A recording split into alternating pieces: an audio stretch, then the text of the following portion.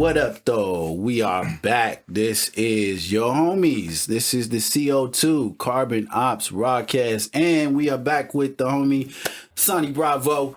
Sani, we're gonna get into this ridiculous topic. Let's talk about the dating game, man, and what would you do in this scenario?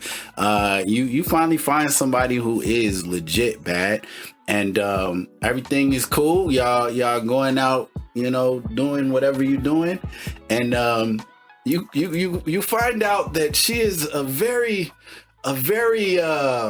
how can we say this? She a freak. All right, she not just a freak. Like, she is ready for whatever. Like, yeah, she is the extra freak is what we're talking about. Is that even a thing? Because guys, like, man, we don't have no problem with the freaky nature of women sometimes. But is there such thing as a girl who is too freaky? I want to know your opinion, man. Well, and if so, what would you do about it? Yeah. Oh, there's absolutely such thing as a girl that's too freaky. And I like a very freaky girl. I've had some very freaky girls. Okay. Shout out to them. Y'all watching, if y'all end up coming around, call me, because it's been a little while since we've spoken. But if there's such thing as too freaky, yes. Yeah. And I got some homegirls. I'm not gonna say no names. I don't want to embarrass her. But you talk about, like, how it's socially acceptable for a woman to be involved with other women, like, if you're in a relationship with a woman, y'all bring other women and whatnot, and things like that. And most women are cool with that, I would say, to a certain degree. Yeah. Unless she has feeling for a dude. But me and her having a conversation, and she's talking about, like, she wanna, like, if a dude can bring in another woman, she wanna bring in another dude with her dude. I'm like, where they do that at? What type of weird guy is gonna allow that? Like, what are you talking about? Right. Right. Yeah. That's too freaky. Yeah. I mean, that's what I wonder too, because sometimes I'm like, okay, yeah, we want them to be freaky and all that stuff, and it's cool for them to do that. But then, like, I've heard girls that, like, are ready to, like, beat up dudes, you know what I'm saying? Like, that's like, that turns them on. Yeah, the whole, like, but I'm talking, like, ass whooping stuff, like I'm punching you in the balls and shit, like that type of freaky. Yeah. Oh, like nuts. There it is. Yeah. I mean, DJ Envy might be into that type of thing. But Y'all started text messages where, talking about the butt. I'm saying, but it's the facts. I'm not gonna bite my tongue if I see it. It is what it is. Yeah. I gotta jump in this because, coming from somebody that hasn't even really done anything that was, like, too out of pocket or freaky. I mean, when we talk about the extra freak, the super freak, we're talking about something like taboo, something that has never been, done. Yeah. Like, for instance, when they had the cucumber challenge, when everybody was given the cucumbers dome. Oh yeah. To me, that was like, okay, that's something I ain't ever seen before. Yeah. We over here throating down cucumbers and stuff. Okay, that's a little bit off the freaking hook. But to me, being an extra freak was like role playing. I've never role played before. Like, I never had a woman put on a Catholic schoolgirl outfit or nothing like that. I ain't never dressed up like a fireman or nothing like that, except when I was in my, except when I was in my little stripping exotic dancer days. Sorry, I had to break that up. You got some Superman speedos, bro. Don't be trying. But but the thing is, I've never, like, even, like, had any of that done, or anything with, like, food. Like, you spreading mayonnaise on me and stuff like that. So, in my eyes, that's extra freaky to me, So, but like you said, the cuckolding and stuff like that, having somebody come in and, bang my wife, or they want to watch me smash another chick. That's extra freak. I can do that part. Yeah. I don't mind if I get to pick the chick, but I already know that ain't gonna happen, But see, stuff like that, that's wild to me, So I'm kind of like a rookie when it comes to that. So I haven't done the whole dress up thing with women or whatever. I would say the role play thing, yes. The food thing, yes. Sometimes I'll talk to a chick if she's really into me, and I'll just see how far I can push the envelope and see what I could get her to agree to. Yeah. You feel me? Yeah. So, like, I've had discussions with women and got them all riled up and worked up, and they talk about their fantasies and things like that. And I'm like, you gonna let me piss on you? And she's like, yeah. And I'm like, kind of taken back. Like, I don't really want to do this. But if you would actually agree to letting me piss on you, you would never be the wifey. You would never be, you know what I'm saying? That's crazy. That's the next level freaky. Well, this is why I think it's funny. Let you piss on her. Yeah. No, I mean, this is why I think it's funny is because I think a lot of dudes don't know, like, some of these girls, if you open up that Pandora's box, like, you gonna get the whole deal. Like, you was talking about, like, you know, the food thing. To me, that's actually pretty normal. The hell it is. I mean, I've seen, I've like, yeah, a lot of girls do that stuff. And then the role play thing, man, you know, like, girls love dressing up. I'm behind, sorry. I was thinking extra freak as, like, you know, like you said, the cuckolding thing. That's as far as you could go as freaky. The salad tossing stuff, like all that kind of stuff. And they down.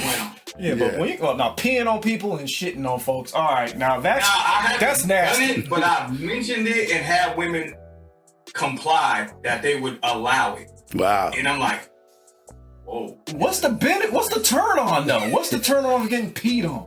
It's just power. It's like when you do role play, right? Like, you can be completely dominant to this chick, and she has to be completely submissive. Like, that's your role that you playing today. Yeah. And you kind of get in that mode, and you just start thinking of crazy stuff to say just to see if she'll actually go along with it. It's like, funny. Right. Like slapping and stuff. It's like, I've done that. You know what I mean? It's like, he's like, you know, whose is it bad? You smack him in the face or whatever. It's like, I've done that before, and then I got slapped back. You know, I've been there. Little choke. Yeah, the choking. Okay, not me. And I don't mean it. Like, we don't condone violence out there. Y'all know what we're talking about. We're just talking about the hands like on the that, neck. but like a little bit, like enough. Yeah. The you know, the cute in the moment type of stuff. I'm just trying to keep you from going off the bed, so I got you like right here. You got, you know what I'm saying? You got you in control. Right, you in that. Yeah, exactly. But as far as pegging, you're not pegging me. No. You know, you're not. It's not your turn. No. We're just gonna say that. Yeah, we ain't doing the whole pegging thing. Yeah. Not to be in a dominant position in any way, shape, or form. That's as freaky as you could go to on their end. It's like, you being dominant is as freaky as, like, you know, they could go. But the thing, like, I've seen, like, I think Tank, I think he said there's, I'm paraphrasing, I might have gotten it wrong, but I believe he's on the Breakfast Club, and he said something like, there's nothing wrong with a man's legs, like, you know, being on his shoulders or something, meaning getting your salad tossed, like, there's absolutely something wrong with that. That concept is wrong.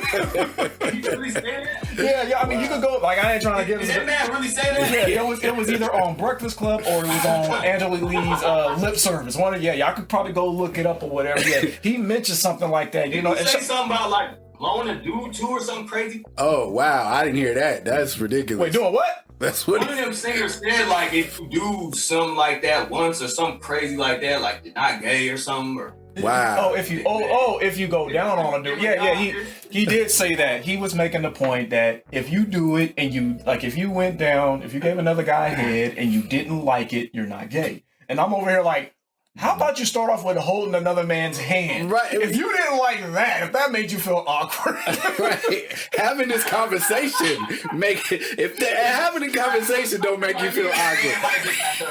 Right. Let me see if this works. Right. So dig it. Hell no,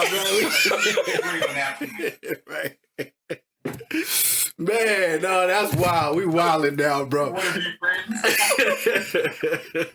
didn't want to look at me and have the comment like, "No, nigga, you." Hey, buddy.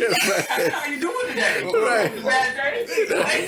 Nah, like, nigga, I'm gonna give you a bad day. I mean, we not homophobic or nothing. No, but we ain't having that conversation. It ain't going down. Yeah, I like the box. I have no fear of anyone that participates in that type of activity, but sure. It just ain't going. It just ain't for me. Yeah, thank you. That's for me.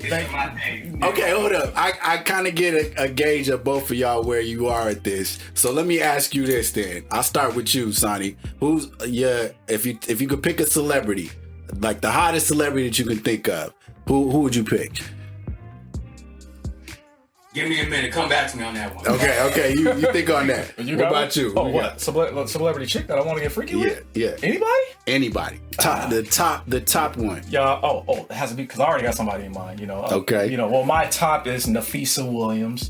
She plays Thunder on Black Lightning. Dope. You know what I mean? I like Nafisa. All right, so let's table that. Nafisa Williams. What about you? Okay, so I got my black girl pick, and I got my white girl pick. Okay. I'm gonna say my white girl pick first. The chick from Wolf of Wall Street, the wife on Wolf of Wall Street. Okay. Oh, I know. White girl in it. Oh, this right. Nigga likes what's her name? Margot Robbie. Yeah, she a cutie. Harley from Suicide Squad. Yeah, okay. And then some people may agree or disagree with my black pick. Off the top of my head, this is the woman I like overall, not just like physically, but like total package. Ella May. Ella May. Classy. Yeah, she's dope. Her image is very classy. I don't know her personally, but Yeah, she a cutie. I like her. I like her swag, the whole nine. Dope. Yeah, when you hear her songs, it make you want to pregnant, you know what I'm saying? Yeah, right. Okay, cool. So we got Nafisa, we got Ella May, we got Margot Robbie, right? Mm-hmm. Those girls, you're in the room with them. Mm-hmm. They down. They're like, yo, like I'm with you. Like you can do whatever you want to me. You can have me however you want. Where's that bomb? I knew it. But you gotta let me use this strap on you right quick. It's not happening? Is it happening? Madam, it's been nice meeting you. I really appreciate it. If you change your mind, here's my card. Today, I feel like it's her loss because if she got to me to get to that point and she really wanted to do this thing, we can do this thing. But with all the little weird stuff, no, this is non-negotiable. Right. Sorry, no, you're not coming through the back doors. Nafisa, I love you, but no back doors. It's not happening. Okay, at least we got an official. Because I'm 100% agreeing with that. That shit ain't happening. But shout out to those who down with that. Yeah, can we shout that out? I mean, I don't know if I want to shout it out, but it definitely ain't coming nowhere near my behind. Right.